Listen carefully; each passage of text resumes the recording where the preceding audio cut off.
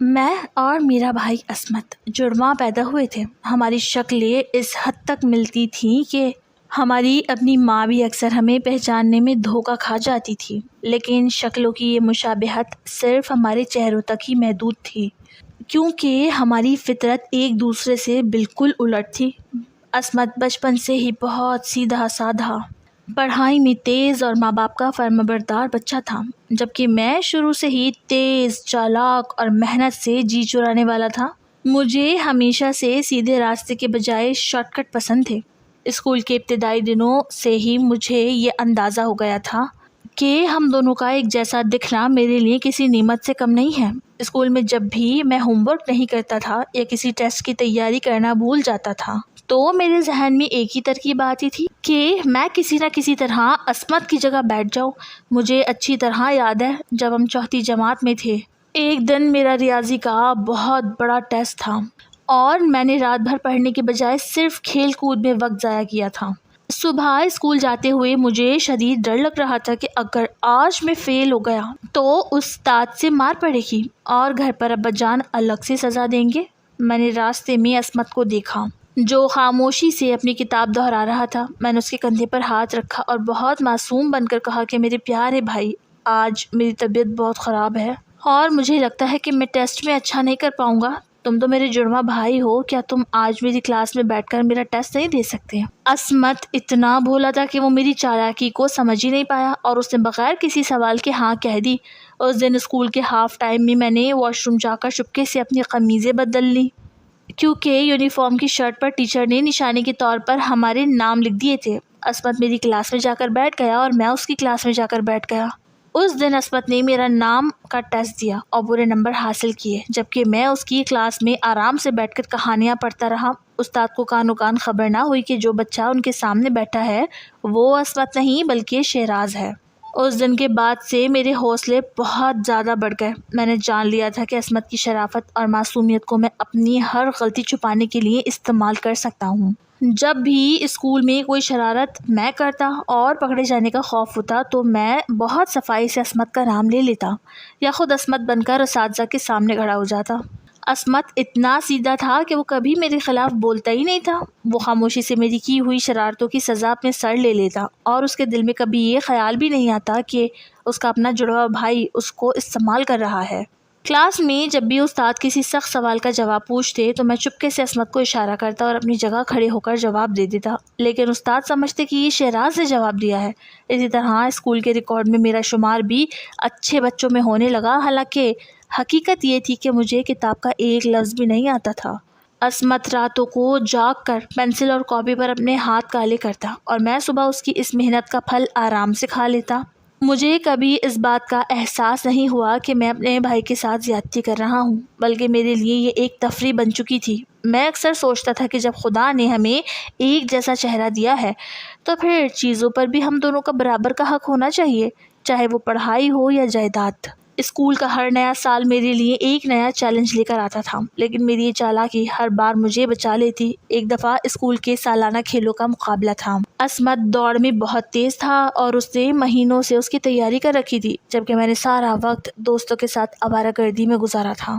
کھیل کے دن ابا جان اور امی جان بھی اسکول آئے ہوئے تھے کیونکہ وہ عصمت کو جیتتا ہوا دیکھنا چاہتے تھے۔ مقابلے سے ٹھیک پہلے میری ٹانگ میں شدید درد کا بہانہ کر کے میں نے عصمت سے کہا کہ تم میری جگہ بھی دوڑو، کیونکہ میں ابا جان کے سامنے شرمندہ نہیں ہونا چاہتا۔ عصمت نے ہمیشہ کی طرح میری بات مان لی اور وہ میری جگہ اس ریس میں دوڑا۔ اس نے پہلی پوزیشن حاصل کی اور جب اسٹیج پر نام پکارا گیا تو شہراز کا نام گونجا۔ میں نے ابا جان کے سامنے جا کر میڈل اپنے گلے میں سجایا اور ابا جان نے فخر سے میرا سر چوما، جبکہ اصلی جیتنے والا عصمت ایک کونے میں کھڑا چپ چاپ مسکرا رہا تھا۔ اس کی اس مسکراہٹ نے میرے اندر کے لالچ کو اور ہوا دی۔ مجھے لگا کہ یہ کتنا بے وقوف ہے جو اپنی جیت کا کریڈٹ بھی اتنی آسانی سے مجھے دے دیتا ہے۔ میرے اندر ایک عجیب سی فتح کا احساس تھا کہ میں کتنا چالاک ہوں جو دنیا کو اپنی انگلیوں پر نچا سکتا ہوں۔ جب ہم میٹرک کے امتحان میں بیٹھے تو وہاں بھی میں نے یہی کھیل کھیلا۔ امتحانی مرکز میں ہمارے رول نمبر الگ الگ کمروں میں تھے، لیکن میں نے چوکیدار کو کچھ پیسے دے کر اور اپنی شکل کا فائدہ اٹھا کر عصمت کی سیٹ پر بیٹھنے کا انتظام کیا۔ عصمت نے میرا ہر پرچہ حل کیا اور میں نے اس کا ادھورا پرچہ چھوڑ دیا، جس کا نتیجہ یہ نکلا کہ میں اچھے نمبروں سے پاس ہو گیا اور عصمت بامشکل پاس ہو سکا۔ گھر والے اس بات پر حیران تھے کہ اچانک شیراز اتنا لائق کیسے ہو گیا اور عصمت کیوں پڑھائی میں پیچھے رہ گیا، لیکن سچائی صرف میرے اور عصمت کے درمیان تھی، اور عصمت کبھی کسی کے سامنے بولتا ہی نہیں تھا۔ وہ ہر صدمے کو اپنے اندر چھپا لیتا تھا، جیسے یہ اس کی تقدیر کا حصہ ہو۔ بچپن کی یہ عادتیں وقت کے ساتھ ساتھ ختم ہونے کے بجائے میرے اندر مزید پکی ہوتی گئیں۔ جیسے جیسے ہم جوان ہوئے ہماری شکلیں اور زیادہ ایک جیسی ہوتی گئیں، لیکن ہمارے خیالات کا فاصلہ میلوں دور ہو چکا تھا۔ عصمت نے کالج کے بعد ایک اچھے بزنس میں قدم رکھا۔ وہ دن رات محنت کرتا تھا، ایمانداری سے کام کرتا تھا، اسی لیے اس کے کام میں برکت بھی تھی اور لوگ اس کی عزت بھی کرتے تھے۔ دوسری طرف میں تھا جو ہمیشہ اوزار بدل کر یا لوگوں کو دھوکہ دے کر پیسہ کمانے کے چکر میں رہتا تھا۔ میں نے کئی کام شروع کیے، لیکن میری لاپرواہی اور جلدی امیر بننے کی خواہش نے مجھے ہمیشہ نقصان پہنچایا۔ میرے پاس نہ تو کوئی مستقل روزگار تھا اور نہ ہی معاشرے میں وہ عزت جو عصمت نے کما لی تھی۔ جب بھی کوئی رشتہ دار یا محلے کا بندہ ہماری بات کرتا تو وہ ہمیشہ عصمت کی مثالیں دیتا کہ دیکھو شکلیں دونوں کی ایک جیسی ہیں، لیکن ایک زمین پر ہے تو دوسرا آسمان پر۔ یہ باتیں میرے دل میں تیر کی طرح لگتی تھی۔ مجھے اپنے سگے بھائی سے ہمدردی ہونے کے بجائے شدید حسد ہونے لگا تھا۔ مجھے لگا تھا کہ عصمت کی جائیداد، اس کا پیسہ اور اس کی کامیابی پر اصل حق میرا ہونا چاہیے تھا، کیونکہ میں اس سے زیادہ اسمارٹ اور چالاک ہوں۔ وہ تو صرف اپنی قسمت اور سادگی کی وجہ سے آگے نکل گیا ہے۔ حسد کی یہ آگ میرے اندر ہر گزرتے دن کے ساتھ بڑھتی جا رہی تھی، اور میں ہر وقت اسی سوچ میں رہتا تھا کہ کب مجھے کوئی ایسا موقع ملے جہاں میں عصمت کو نیچا دکھا سکوں یا اس کی کوئی ایسی چیز حاصل کر سکوں جو اسے مجھ سے بدتر بناتی ہے۔ عصمت جتنا امیر ہو رہا تھا، میری نفرت اس کے لیے اتنی ہی گہری ہوتی جا رہی تھی۔ میں اکثر راتوں کو سو نہیں پاتا تھا اور یہی سوچتا تھا کہ کس طرح میں اس کی زندگی پر قابو پا سکتا ہوں۔ ہماری جوانی کے دن یوں ہی گزر رہے تھے کہ ایک دن ہمارے گھر میں ہماری شادی کی باتیں شروع ہو گئیں۔ ہماری امی جان چاہتی تھیں کہ دونوں بھائیوں کی شادی ایک ہی گھر میں ہو تاکہ خاندان میں اتفاق رہے۔ ہمارے شہر میں ایک معزز خاندان تھا جن کی 2 بیٹیاں تھیں، نازیہ اور عالیہ۔ نازیہ بڑی تھی اور عالیہ اس سے چھوٹی تھی۔ رشتہ طے کرتے وقت امی نے نازیہ کا انتخاب میرے لیے کیا اور عالیہ کا انتخاب عصمت کے لیے کیا۔ شادی کے دن جب میں نے پہلی بار عالیہ کو دیکھا تو میرے پاؤں تلے سے زمین نکل گئی۔ عالیہ حسن و جمال کا شاہکار تھی۔ اس کی آنکھیں، اس کا چہرہ اور اس کا انداز ایسا تھا کہ کوئی بھی اسے دیکھ کر اپنا دل ہار بیٹھتا، جبکہ میری بیوی نازیہ ایک بہت ہی عام سی شکل و صورت کی لڑکی تھی۔ وہ بری نہیں تھی، لیکن عالیہ کے سامنے اس کی کوئی حیثیت نہیں تھی۔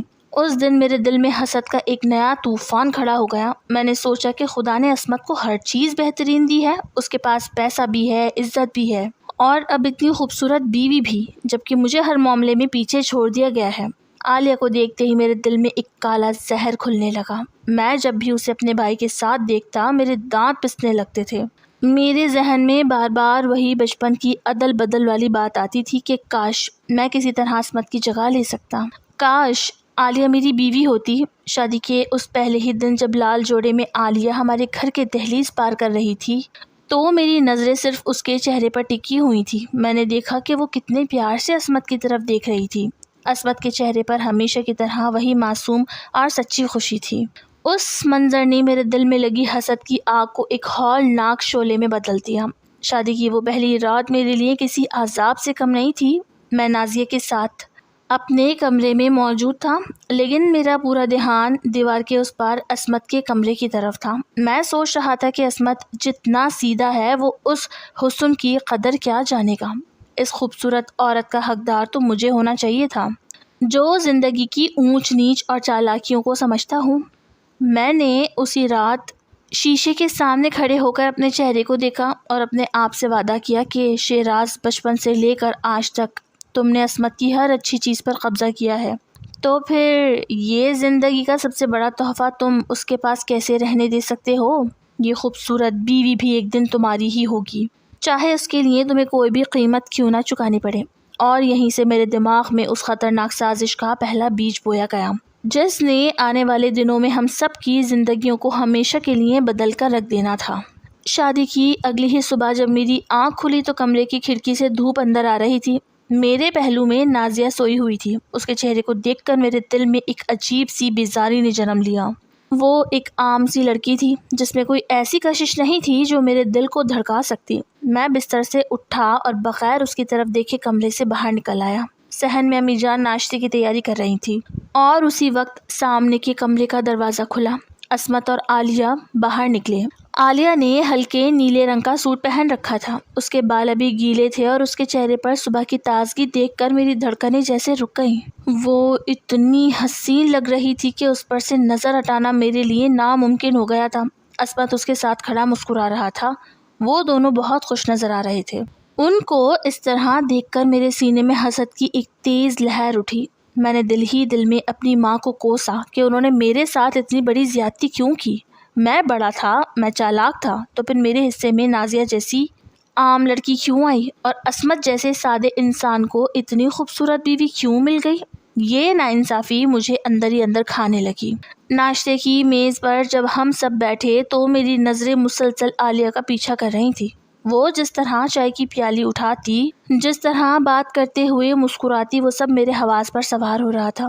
دوسری طرف نازیہ بار بار مجھے پراٹھے اور انڈے کی پیشکش کر رہی تھی، لیکن مجھے اس کی آواز زہر لگ رہی تھی۔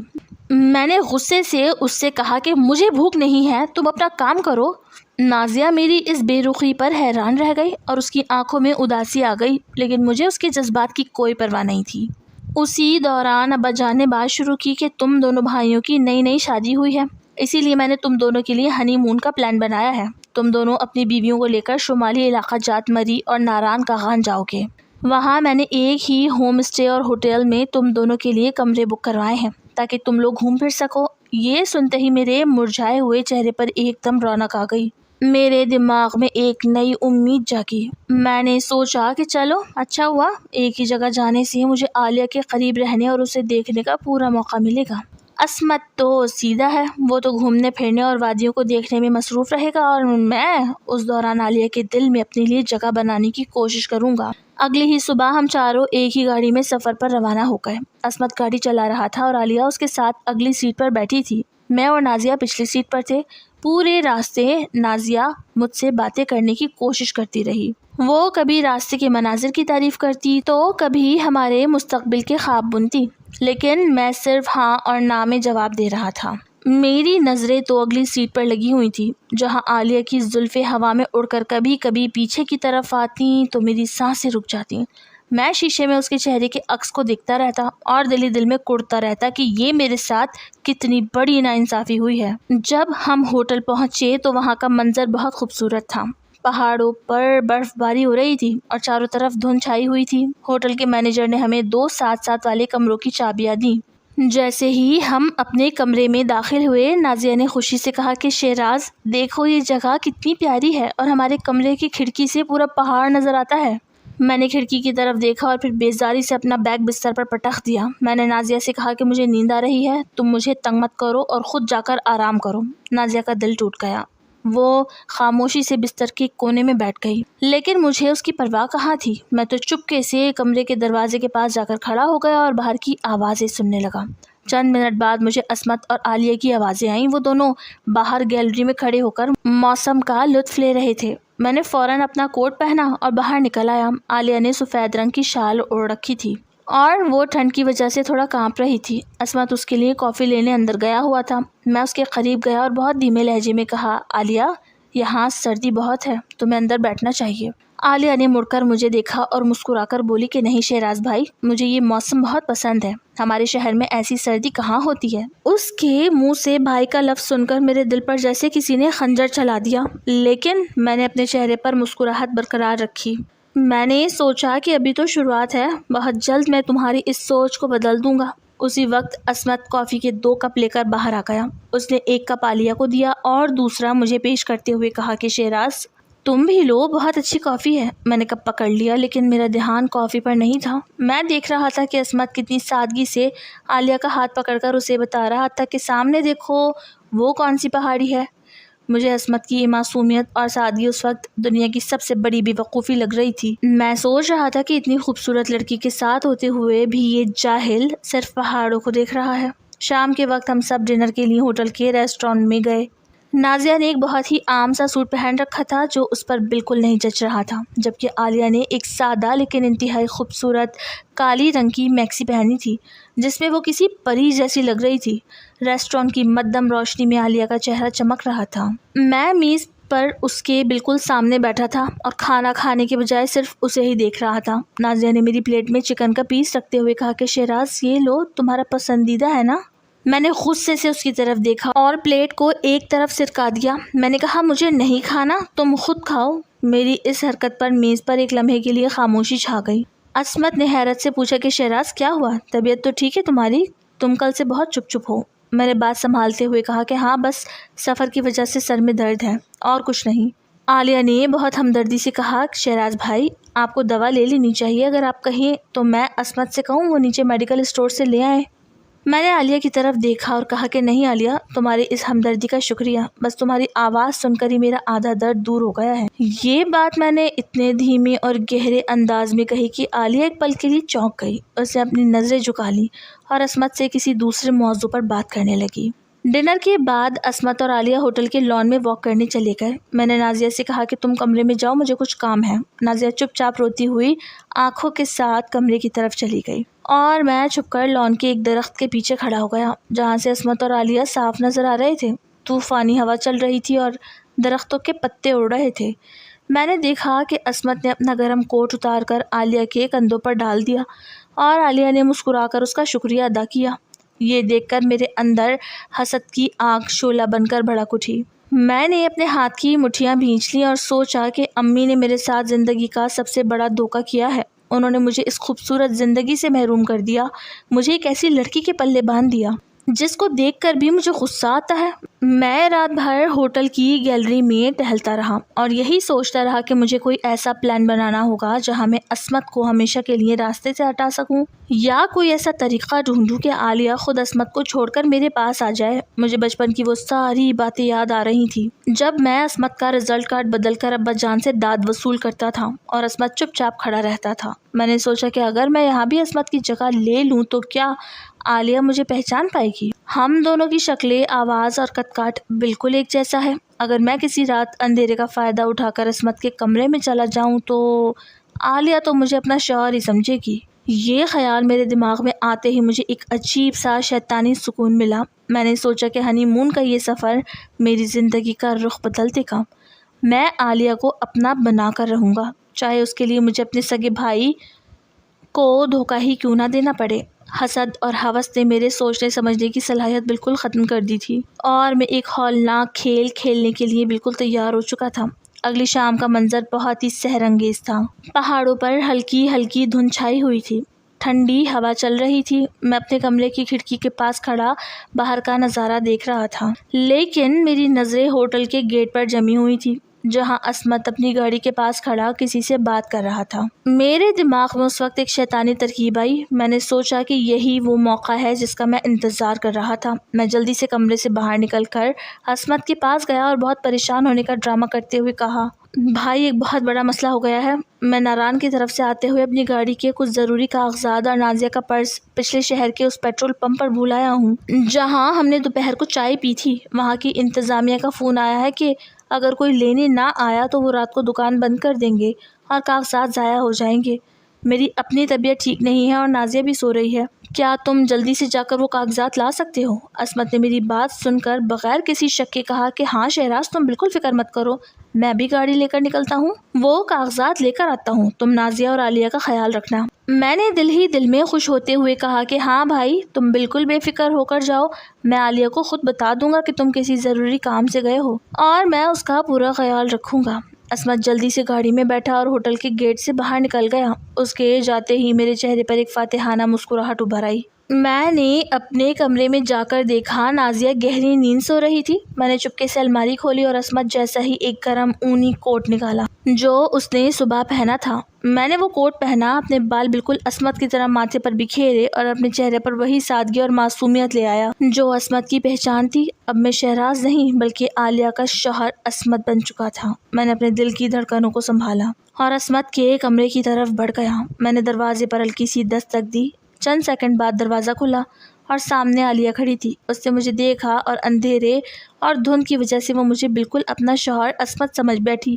اس نے مسکرا کر کہا کہ آپ اتنی جلدی واپس آ گئے؟ آپ تو کہہ رہے تھے کہ نیچے مینیجر سے کوئی بات کرنی ہے۔ میں نے اپنی آواز کو بالکل عصمت کی طرح دھیما اور نرم بناتے ہوئے کہا کہ ہاں عالیہ، بس کام جلدی ہو گیا، اور دیکھو باہر موسم کتنا حسین ہو رہا ہے، دھند پہاڑوں کو چھو رہی ہے، چلو ہم دونوں باہر چلتے ہیں، وہ پہاڑ کی چوٹی کی طرف تھوڑی دور سیر کرتے ہیں۔ عالیہ نے خوشی سے ہاں کہہ دی اور اپنی شال اوڑھ کر میرے ساتھ باہر نکل آئی۔ ہوٹل سے کچھ دور ایک ویران اور خوبصورت پہاڑی راستہ تھا، جہاں چاروں طرف اونچے اونچے درخت تھے اور دھند اتنی گہری تھی کہ چند گز دور کا منظر بھی صاف نظر نہیں آ رہا تھا۔ میں عالیہ کے ساتھ چل رہا تھا۔ میں نے آہستہ سے اپنا ہاتھ آگے بڑھایا اور عالیہ کا نرم ہاتھ اپنے ہاتھ میں لے لیا۔ عالیہ نے مجھے اپنا شوہر سمجھ کر میرے ہاتھ پر اپنی گرفت مضبوط کر دی اور مسکرا کر میری طرف دیکھا۔ اس کا لمس میرے حواس پر جادو کر رہا تھا۔ میں نے سوچا کہ میں جیت گیا ہوں، میری چالاکی نے آج مجھے وہ سب کچھ دے دیا ہے جس کا میں نے خواب دیکھا تھا۔ میں نے عالیہ سے کہا کہ عالیہ، تم کتنی خوبصورت ہو، میں نے زندگی میں کبھی تمہارا جیسا حسن نہیں دیکھا، کاش میں تمہیں دنیا کی ہر خوشی دے سکوں۔ عالیہ نے میری طرف حیرت سے دیکھا اور کہنے لگے، عصمت، آج آپ باتیں کتنی عجیب کر رہے ہیں، آپ تو کبھی اس طرح رومانس نہیں کرتے، آپ تو ہمیشہ بہت شرمیلی سے رہتے ہیں، آج آپ کا انداز اتنا بدلا ہوا کیوں ہے؟ مجھے محسوس ہوا کہ شاید میرا ڈرامہ پکڑا نہ جائے، اسی لیے میں نے جلدی سے بات سنبھالی اور کہا کہ نہیں عالیہ، بس اس خوبصورت موسم اور تمہارے ساتھ نے مجھے ایسا بنا دیا ہے، میں تو ہر لمحہ صرف تمہارے بارے میں ہی سوچتا ہوں۔ میں آہستہ آہستہ عالیہ کے مزید قریب ہونے لگا اور میرا ارادہ تھا کہ میں اس ویران پہاڑی پر اس کے ساتھ اپنے رومانوی سلسلے کو آگے بڑھاؤں اور اسے پوری طرح اپنے سحر میں جکڑ لوں، لیکن ابھی میں اس کا ہاتھ پکڑ کر اگلا جملہ بولنے ہی والا تھا کہ اچانک دھند کے پیچھے سے ایک گاڑی کی ہیڈ لائٹ چمکی، بریک لگنے کی زوردار آواز آئی، میں اور عالیہ دونوں چونک کر پیچھے مڑے۔ دھند چھٹی تو سامنے عصمت کی گاڑی کھڑی تھی اور گاڑی کا دروازہ کھول کر خود عصمت باہر نکل آیا۔ وہ غصے اور حیرت کے ملے جلے تاثرات کے ساتھ ہماری طرف بڑھ رہا تھا۔ اس نے بلند آواز میں کہا کہ شہراز، عالیہ، تم دونوں یہاں اس اندھیرے اور دھند میں کیا کر رہے ہو؟ عصمت کو اپنے سامنے دیکھ کر میرے پیروں تلے سے زمین نکل گئی، میرا دل اتنی زور سے دھڑکا کہ مجھے لگا ابھی بند ہو جائے گا، میرا پورا جسم خوف سے پسینے میں نہا گیا، اور عالیہ نے جیسے ہی عصمت کو دیکھا وہ جھٹکے سے پیچھے ہٹی اور کبھی میری طرف دیکھتی تو کبھی عصمت کی طرف۔ اس کی آنکھیں حیرت سے پھٹ گئیں کیونکہ ہم دونوں نے ایک جیسے کپڑے پہنے تھے اور ہماری شکلیں بالکل ایک جیسی تھیں۔ عالیہ نے کانپتی ہوئی آواز میں کہا کہ یہ کیا ماجرا ہے؟ اگر میرے شوہر وہاں کھڑے ہیں تو میرے ساتھ کون ہے؟ میں ایک لمحے کے لیے بالکل گونگا ہو گیا۔ مجھے سمجھ نہیں آ رہا تھا کہ میں کیا جھوٹ بولوں، کیونکہ عصمت اتنی جلدی واپس کیسے آ سکتا تھا؟ پیٹرول پمپ تو بہت دور تھا، لیکن میں بچپن سے ہی چالاکیوں کا استاد تھا۔ میں نے اپنے خوف پر فوراً قابو پایا اور اپنے چہرے پر ایک مصنوعی اور زوردار ہنسی لے آیا۔ میں نے ہنستے ہوئے عصمت کی طرف دیکھا اور پھر عالیہ کی طرف مڑ کر کہا، ارے عالیہ بھابھی، آپ تو سچ مچ ڈر گئیں، میں تو بس اپنے بھائی کی دلہن کا ایک چھوٹا سا امتحان لے رہا تھا کہ وہ اپنے شوہر کو پہچانتی بھی ہے یا نہیں۔ میں نے اور عصمت نے بچپن ہی سے یہ کھیل کھیلا ہے اور آج میں نے سوچا کہ کیوں نہ دیکھوں کہ ہماری نئی بھابھی ہم دونوں جڑواں بھائیوں کے فرق کو سمجھ پاتی بھی ہیں یا نہیں۔ اور دیکھو عصمت، تمہاری بیوی تو بالکل فیل ہو گئی، اس نے مجھے اندھیرے میں تم سمجھ لیا اور میرا ہاتھ پکڑ کر یہاں تک آ گئی۔ عصمت نے میری بات سن کر ایک گہری سانس لی اور اس کا غصہ تھوڑا ٹھنڈا ہوا، لیکن اس کی آنکھوں میں اب بھی ایک عجیب سا شک تھا۔ عالیہ نے غصے سے میرا ہاتھ جھٹکا اور روتے ہوئے کہا، شہراز بھائی، یہ بہت گھٹیا مذاق تھا، اندھیرے اور دھند میں کوئی بھی دھوکہ کھا سکتا ہے، آپ کو ایسی حرکت نہیں کرنی چاہیے تھی۔ میں نے جلدی سے عصمت سے کہا کہ ہاں بھائی، معاف کرنا، بس موسم ایسا تھا تو میں نے تھوڑی شرارت کر لی۔ تم اتنی جلدی کیسے واپس آ گئے؟ عصمت نے کہا کہ راستے برف باری کی وجہ سے بند ہو چکے ہیں اور رات کو اس طرف جانا مناسب نہیں تھا، اسی لیے میں نے سوچا کہ کل صبح ہی جا کر لے لیں گے، اسی لیے میں جلدی واپس آ گیا۔ چلو اب بہت ٹھنڈ ہو گئی ہے، ہم سب واپس ہوٹل چلتے ہیں۔ ہم تینوں خاموشی سے گاڑی میں بیٹھے اور واپس ہوٹل آ گئے، لیکن اس رات میرے دل میں جو خوف بیٹھ گیا تھا وہ بہت گہرا تھا۔ مجھے اندازہ ہو گیا تھا کہ عالیہ کو حاصل کرنا اتنا آسان نہیں ہوگا جتنا میں سمجھ رہا تھا۔ اس ہولناک رات کے بعد ہم سب خاموشی سے ہوٹل واپس آ گئے۔ مری کا وہ ہنی مون جو میرے لیے ایک حسین خواب بن سکتا تھا، اب میرے لیے ایک ادھورا اور غصے سے بھرا ہوا ڈرامہ بن چکا تھا۔ عصمت کے دل میں شاید کوئی شک پیدا ہو گیا تھا، کیونکہ وہ اب ہر وقت عالیہ کے ساتھ رہتا تھا اور عالیہ بھی مجھ سے دور دور رہنے لگی تھی۔ چند دنوں کے بعد ہمارا یہ سفر ختم ہوا۔ اور ہم سب اپنے شہر واپس اپنے بڑے گھر میں آ گئے۔ گھر واپس آنے کے بعد بھی میرے دماغ سے عالیہ کا سحر ختم نہیں ہوا تھا۔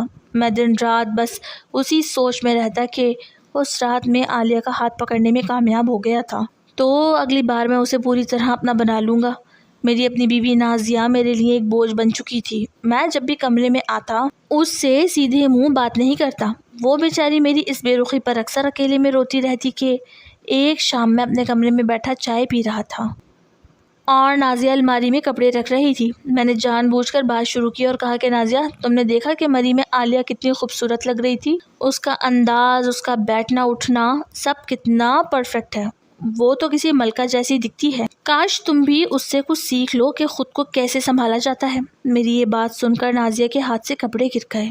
اس نے مڑ کر میری طرف دیکھا اور اس کی آنکھوں میں دکھ کے ساتھ ساتھ ایک عجیب سا غصہ تھا۔ وہ میرے پاس آئی اور کہنے لگی کہ شہراز، تم ہر وقت عالیہ عالیہ کیوں کرتے رہتے ہو؟ تم اپنی بیوی کے سامنے دوسری عورت کی اتنی تعریفیں کیسے کر سکتے ہو؟ اور دوسری بات یہ کہ تم جانتے نہیں ہو کہ وہ کیسی ہے۔ وہ میری سگی بہن ضرور ہے لیکن وہ بہت عجیب سی ہے۔ وہ ویسی بالکل نہیں ہے جیسی دنیا کے سامنے نظر آتی ہے۔ تم اس کے اس بھولے اور معصوم چہرے کے پیچھے مت بھاگو، وہ اندر سے بہت چالاک اور خطرناک ہے۔ نازیہ کی یہ بات سن کر مجھے شدید غصہ آ گیا۔ میرے دل میں عالیہ کے لیے جو دیوانگی تھی اس نے مجھے اندھا کر دیا تھا۔ میں نے چائے کا کپ میز پر پٹکا اور کھڑے ہو کر نازیہ پر چلانے لگا۔ میں نے کہا کہ تم عالیہ سے حسد کرتی ہو کیونکہ وہ تمہاری طرح عام شکل کی نہیں ہے۔ وہ بہت حسین ہے اور تم اپنی اس کمتری کی وجہ سے اپنی سگی بہن پر اتنے بڑے الزامات لگا رہی ہو۔ وہ تو اتنی معصوم ہے کہ اس نے مری والے میرے مذاق کو بھی ابا جان اور امی کے سامنے ظاہر نہیں کیا، اور تم یہاں بیٹھ کر اس کی برائیاں کر رہی ہو۔ نازیہ نے تڑپ کر کہا کہ شہراز، میں کوئی حسد نہیں کر رہی۔ میں تمہاری بیوی ہوں اور تمہارا بھلا چاہتی ہوں۔ عالیہ بچپن سے ہی ایسی ہے، جو چیز اسے پسند آ جائے وہ اسے حاصل کرنے کے لیے کسی بھی حد تک جا سکتی ہے۔ وہ عصمت سے بھی محبت نہیں کرتی، وہ تو صرف اس کے پیسے کے لیے آئی ہے۔ میں نے غصے سے نازیہ کا ہاتھ مروڑا اور کہا کہ بس اب ایک لفظ بھی مت بولنا۔ تم جان بوجھ کر یہ سب کہہ رہی ہو کیونکہ تم جانتی ہو کہ میں عالیہ کو پسند کرتا ہوں اور میں ہر بات میں اس کی تعریف کرتا ہوں۔ تم میرے دل میں اسی لیے نفرت پیدا کرنا چاہتی ہو لیکن تم کبھی کامیاب نہیں ہوگی۔ نازیہ روتی ہوئی کمرے سے باہر نکل گئی اور میں غصے سے پھنکارتا ہوا بستر پر لیٹ گیا۔ میں نے سوچا کہ نازیہ صرف عورتوں والی روایتی عداوت کی وجہ سے عالیہ کو بدنام کر رہی ہے۔ عالیہ جیسی حور کبھی ایسی ہو ہی نہیں سکتی۔ انہی دنوں امی جان اور ابا جان نے اچانک عمرے پر جانے کا فیصلہ کر لیا۔ ان کا ویزا اور ٹکٹ آ گئے اور پھر پورا گھر ان کی تیاریوں میں مصروف ہو گیا۔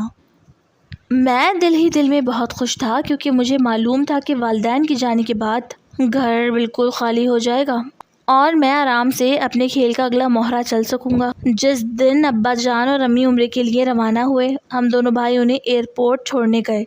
واپسی پر گاڑی میں عصمت بہت خاموش تھا۔ وہ والدین کی جانے پر اداس تھا لیکن میرے دماغ میں تو شیطان ناچ رہا تھا۔ میں نے سوچا کہ اب میدان بالکل صاف ہے، والدین جا چکے ہیں اور اب مجھے اگلا قدم اٹھانا ہوگا۔ گھر پہنچتے ہی میں نے دیکھا کہ نازیہ کی طبیعت کچھ خراب تھی۔ اس نے مجھ سے کہا کہ شہراز، امی ابو بھی چلے گئے ہیں اور میرا دل یہاں بہت گھبرا رہا ہے۔ میری امی نے مجھے فون کیا تھا کہ میں کچھ دنوں کے لیے اپنے میکے جا کر رہ جاؤں، اگر تم اجازت دو تو میں چلی جاؤں۔ یہ سنتے ہی میرے اندر خوشی کا ایک طوفان اٹھ کھڑا ہوا۔ میں یہی تو چاہتا تھا کہ نازیہ کچھ دنوں کے لیے گھر سے چلی جائے تاکہ میرے اور عالیہ کے درمیان کوئی رکاوٹ نہ رہے۔ میں نے اپنی خوشی کو چھپاتے ہوئے بہت ہمدردی سے کہا کہ ہاں نازیہ، تمہاری طبیعت بھی ٹھیک نہیں ہے اور امی ابو بھی نہیں ہیں، تم بور ہو جاؤ گی، تم آرام سے اپنے میکے جا کر رہو، جب تمہارا دل چاہے واپس آ جانا۔ نازیہ بہت خوش ہوئی کہ چلو، اس کے شوہر نے اتنی آسانی سے اجازت دے دی۔ وہ اسی شام اپنا بیگ پیک کر کے اپنے میکے چلی گئی۔ اب بڑے گھر میں صرف 3 لوگ رہ گئے تھے، میں، عصمت اور عالیہ۔ نازیہ کے جانے کے بعد میں نے اپنے پلان کے آخری حصے پر عمل شروع کیا۔ میں نے سوچا کہ اب مجھے عصمت کو بھی چند دنوں کے لیے شہر سے باہر بھیجنا ہوگا تاکہ عالیہ گھر میں اکیلی ہو اور میں عصمت بن کر اس کے پاس جا سکوں۔ میں نے اپنے ایک پرانے دوست کو فون کیا جو ملتان میں کپڑے کا بہت بڑا کاروبار کرتا تھا۔ میں نے اسے کچھ پیسے دیے اور کہا کہ تم عصمت کو فون کرو اور اسے کہو کہ تمہارے پاس ایک بہت بڑی انویسٹمنٹ کی ڈیل ہے، لیکن اس کے لیے عصمت کو خود ملتان آنا ہوگا اور وہاں کم سے کم 3-4 دن رک کر سارے کاغذات سائن کرنے ہوں گے۔ میرے دوست نے بالکل ویسا ہی کیا۔ اس نے عصمت کو فون کر کے اتنی بڑی ڈیل کا لالچ دیا کہ عصمت سادگی میں اس کے جھانسے میں آ گیا۔ اگلی ہی صبح عصمت میرے پاس آیا اور کہنے لگا کہ شہراز، ملتان سے ایک بہت بڑی پارٹی کا فون آیا ہے اور مجھے بزنس کے سلسلے میں وہاں جانا پڑے گا۔ نازیہ بھی اپنے میکے گئی ہوئی ہے، پیچھے عالیہ گھر میں بالکل اکیلی ہوگی۔ تم پلیز اس کا خیال رکھنا اور رات کو اس کے حصے کا لاک خود چیک کر لینا۔ میں نے عصمت کے کندھے پر ہاتھ رکھا اور بہت معصوم بن کر کہا کہ بھائی تم بزنس کے معاملے میں کوئی لاپرواہی مت کرو، تم آرام سے ملتان جاؤ اور اپنی ڈیل فائنل کرو، یہاں عالیہ بھابھی کی ذمہ داری میری ہے، میں اپنے ہوتے ہوئے اسے کسی چیز کی کمی نہیں ہونے دوں گا، تم بالکل بے فکر ہو کر جاؤ۔ عصمت مسکرایا اور اس نے ہمیشہ کی طرح مجھ پر اندھا بھروسہ کر لیا۔ وہ اپنی گاڑی کی چابی اٹھا کر گھر سے نکل گیا اور میں اسے گیٹ سے باہر جاتے ہوئے دیکھ کر دل ہی دل میں ہنس رہا تھا۔ ہائے میرے بولے بھائی، تم تو جا رہے ہو لیکن تمہیں نہیں معلوم کہ تم اپنی زندگی کی سب سے بڑی جائیداد یعنی اپنی خوبصورت بیوی میرے رحم و کرم پر چھوڑ کر جا رہے ہو۔ اب اس گھر میں صرف میں تھا، عالیہ تھی اور رات کا اندھیرا ہونے والا تھا جس کا میں مہینوں سے انتظار کر رہا تھا۔ عصمت کے ملتان روانہ ہونے کے بعد میں نے اپنے منصوبے کے آخری حصے کو عملی جامہ پہنانے کی تیاری شروع کر دی۔ میں نے الماری سے عصمت کا وہی مخصوص سوٹ نکالا جو وہ عام طور پر پہنتا تھا اور اس کا عطر اپنے پورے جسم پر چھڑک دیا۔ شیشے کے سامنے کھڑے ہو کر میں نے اپنے بال بالکل اس کی طرح ماتھے پر بکھیرے اور اپنے چہرے پر وہی سادگی اور معصومیت لے آیا جو میرے بھائی کی پہچان تھی۔ رات کے 11 بج چکے تھے اور پورے گھر پر ایک گہرا سکوت طاری تھا۔ میں نے عصمت کے حصے کے دروازے پر دستک دی۔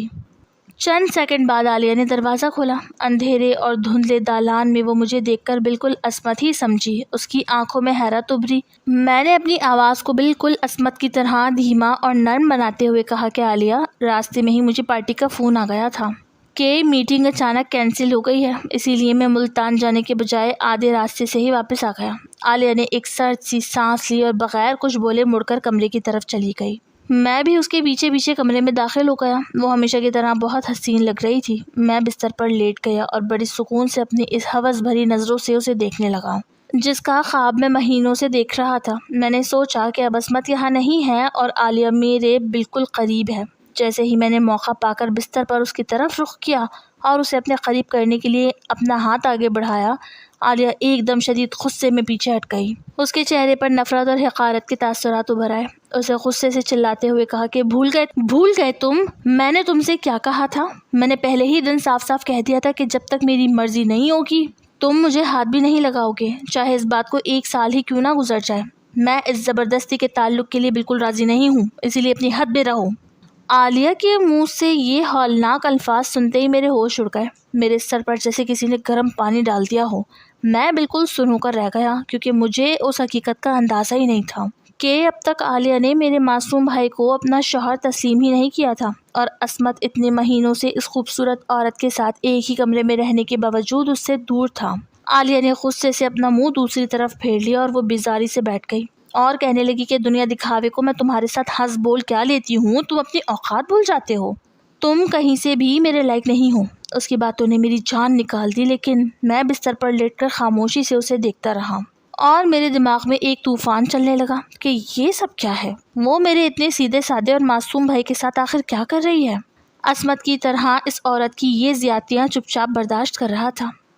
میں نے اپنے غصے اور حیرت پر قابو پایا اور خاموشی سے اپنی آنکھیں بند کر کے بستر پر لیٹ گیا تاکہ یہ دیکھ سکوں کہ وہ آگے کیا کرتی ہے۔ چند منٹ گزرے تو عالیہ بستر سے اٹھی اور کمرے کے ساتھ بنی ہوئی گیلری کی طرف چلی گئی جہاں رات کا اندھیرا پھیلا ہوا تھا۔ میں نے بہت ہوشیاری سے اپنی آنکھیں ہلکی سی کھولی اور بستر سے اٹھ کر دھیمے قدموں سے گیلری کے دروازے کے پاس جا کر کھڑا ہو گیا۔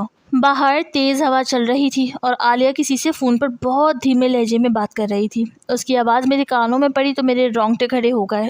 وہ فون پر کہہ رہی تھی کہ ہاں میں جانتی ہوں لیکن یہ بے وقوف شخص جو میرا شوہر بنا ہوا ہے اس کو میں نے کئی بار اپنے قریب آنے سے روکا ہے اور یہ اتنی مروت اور مہربانی دکھاتا ہے کہ فوراً پیچھے ہٹ جاتا ہے۔ مجھے تو لگتا ہے کہ اتنے عرصے کی دوری کے بعد یہ خود ہی تنگ آ کر مجھے طلاق دے دے گا، لیکن اب مجھے لگتا ہے کہ مجھے اس کی جان ہی لینے پڑے گی کیونکہ اس کے علاوہ اب اور کوئی راستہ نہیں بچا ہے۔ اگر میں خود سے اسے چھوڑ کر جاؤں گی یا طلاق مانگوں گی تو قانون کے مطابق مجھے اس کی جائیداد اور بینک بیلنس سے 1 روپیہ بھی نہیں ملے گا۔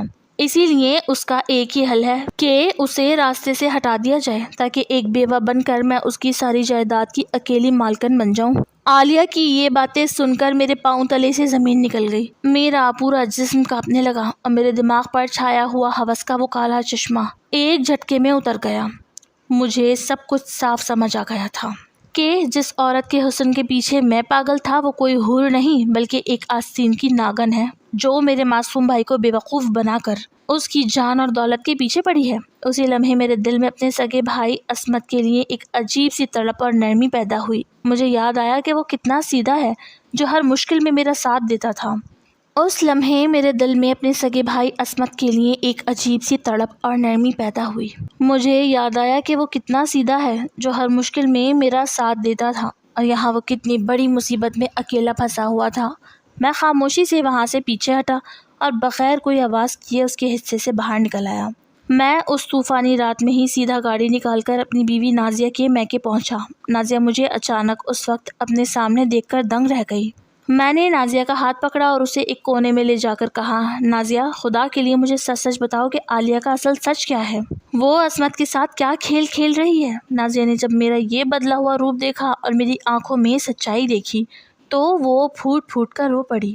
اس نے روتے ہوئے کہا کہ شہراز، میں تمہیں ہنی مون پر بھی یہی بتانا چاہتی تھی، لیکن تم عالیہ کے حسن میں اندھے ہو چکے تھے۔ عالیہ کسی اور لڑکی کے چکر میں ہے اور وہ اس لڑکی کے ساتھ مل کر صرف عصمت کے پیسے اور جائیداد ہڑپ کرنے کے لیے اس گھر میں آئی ہے۔ میں یہ سب جانتی تھی لیکن میں خاموش تھی کیونکہ عالیہ مجھے دھمکاتی تھی کہ اگر میں نے زبان کھولی تو وہ مجھے بدنام کر دے گی، اسی لیے میں ڈر کے مارے چپ چاپ سب دیکھ رہی تھی۔ نازیہ کی یہ بات سن کر میرا بچپن کا وہ چالاک دماغ اب ایک اچھے کام کے لیے جاگ اٹھا۔ میں نے نازیہ کے آنسو پوچھے اور کہا کہ تم فکر مت کرو، اب میں عصمت کو کچھ نہیں ہونے دوں گا، ہم دونوں مل کر اس چالاک عورت کے خلاف ثبوت جمع کریں گے۔ اگلے 2 دنوں میں نے اور نازیہ نے مل کر عالیہ کے فون کے کچھ خفیہ پیغامات، اس لڑکے کے ساتھ کیے گئے رابطے اور جائیداد کے کاغذات چوری کرنے کی کوشش کے سارے پکے ثبوت اکٹھے کر لیے۔ تیسرے دن جب عصمت ملتان سے واپس آیا تو میں نے عالیہ کو بڑے ہال میں بلایا جہاں میں اور نازیہ پہلے سے موجود تھے۔ عصمت جیسے ہی گھر میں داخل ہوا وہ ہم سب کو اس طرح سنجیدہ بیٹھے دیکھ کر حیران رہ گیا۔ میں نے آگے بڑھ کر عصمت کا ہاتھ پکڑا اور اس کے سامنے عالیہ کی وہ ساری فون ریکارڈنگز اور نازیہ کا بیان رکھ دیا۔ عالیہ کے چہرے کا رنگ اڑ گیا۔ وہ چلانے لگی کہ یہ سب کچھ جھوٹ ہے، یہ شہراز مجھ پر الزام لگا رہا ہے۔ لیکن جب میں نے جائیداد ہڑپ کرنے اور عصمت کو مارنے کے پلان کی آخری آڈیو پلے کی تو عالیہ کے پاس بولنے کے لیے کوئی لفظ نہیں بچا۔ عصمت نے وہ سب سنا تو اس کی آنکھوں سے آنسو بہنے لگے۔ وہ بستر پر بیٹھ گیا اور اپنا سر پکڑ کر روتے ہوئے کہنے لگا کہ شہراز، مجھے یہ سب پہلے سے ہی معلوم تھا، لیکن مجھ میں اتنی ہمت نہیں تھی کہ میں دنیا کے سامنے یہ سچ بتا سکتا، کیونکہ میں اس سے سچی محبت کرتا تھا اور مجھے لگتا تھا کہ شاید ایک دن اس کا دل پگھل جائے گا، لیکن مجھے نہیں معلوم تھا کہ یہ میری جان لینے کے چکر میں ہے۔ عصمت کی یہ معصومیت دیکھ کر میرا دل خون کے آنسو رویا۔ میں نے آگے بڑھ کر اپنے بھائی کو گلے سے لگایا اور عالیہ کی طرف دیکھ کر غصے سے کہا کہ تم جیسی عورت اس گھر میں رہنے کے لائق نہیں ہے۔ ہم نے اسی وقت عالیہ کا سامان پیک کیا اور اسے ذلت کے ساتھ اس کے میکے واپس بھیج دیا۔ چند دنوں کے بعد جب ہمارے والدین عمرے کی سعادت حاصل کر کے واپس وطن لوٹے تو ہم دونوں بھائیوں نے انہیں پوری حقیقت سے آگاہ کیا۔ ابا جان اور امی جان عالیہ کا یہ خوفناک چہرہ دیکھ کر دنگ رہ گئے۔ ان کے حکم پر عصمت نے عالیہ کو باقاعدہ طلاق دے کر ہمیشہ کے لیے اپنی زندگی سے نکال دیا۔ اس سب کے بعد میں عصمت کے ساتھ گھٹنوں کے بل بیٹھ گیا۔ میری آنکھوں میں سچے پچھتاوے کے آنسو تھے۔ میں نے اپنے بھائی کے ہاتھ پکڑے اور روتے ہوئے کہا کہ بھائی، مجھے معاف کر دو، میں بچپن سے تمہاری ہر چیز پر بری نظر رکھتا تھا، یہاں تک کہ میں نے تمہاری بیوی کو بھی حاصل کرنے کی ناپاک کوشش کی، لیکن تمہاری شرافت اور معصومیت نے آج میری آنکھیں کھول دی، میں بہت گنہگار ہوں۔ عصمت نے ہمیشہ کی طرح اپنی بڑی اور معصوم ممتا جیسے دل کا مظاہرہ کیا۔ اس نے مجھے اٹھا کر اپنے سینے سے لگا لیا اور کہا کہ شہراز، تم میرے جڑواں بھائی ہو اور میرے وجود کا حصہ ہو، اگر آج تم یہ چالاکی نہ دکھاتے تو شاید میں آج زندہ نہ ہوتا۔ تم نے مجھے بچایا ہے، میں نے تمہیں معاف کیا۔ اس دن کے بعد سے ہمارے گھر کا ماحول بالکل بدل گیا۔ میں نے نازیہ سے بھی اپنے کیے کی معافی مانگی اور اسے اپنی زندگی کی اصل ملکہ بنا لیا، اور ہم دونوں بھائی اب مل کر ایک ایسی سچی محبت اور اخلاص کے ساتھ زندگی گزارنے لگے جہاں حسد اور لالچ کا کوئی نام و نشان نہیں تھا۔